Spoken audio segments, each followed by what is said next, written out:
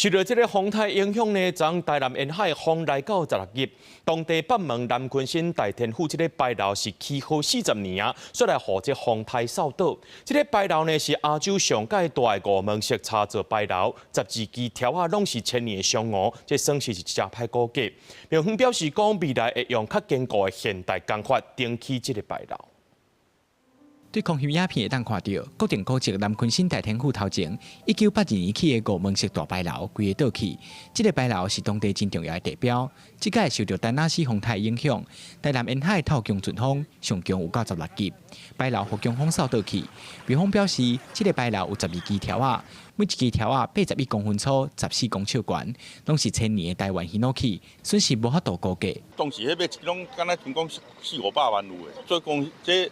损失是足大啦，这无可预估。这个牌楼也互人讲是全亚洲上大的五门式大牌楼，除了这帘、柱架和条仔珠，其他拢是用接榫的结构起的。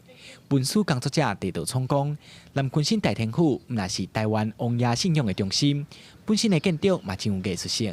当地人也认为，牌楼倒去替台湾改一个下运。伊会当讲吼是台湾王爷信仰的中心，伊本身的建筑也非常精彩。会当讲。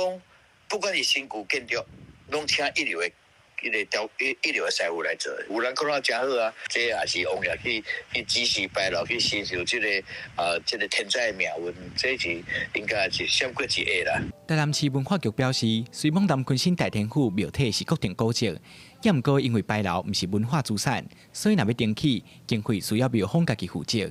台南市府会当提供协助。 整体的一个复原上面，我想它因为它不是文化资产的一个部分，在经费上面可能必须要由庙方这边来自筹来办理。在整个一个后续的一个设计上面，如果需要文化局这边来协助的部分，那当然我们这边会愿意来给予必要的一个协助。庙方也伫面册刊公告，感谢各界的关心，也讲要恢复正常，要需要一段时间。因那牌楼的部分，未来考虑到安全和结构的问题，会使用现代的工法，用更较坚固的材质，将牌楼顶起来。记者李新武、魏宗林、林希凯综合报道。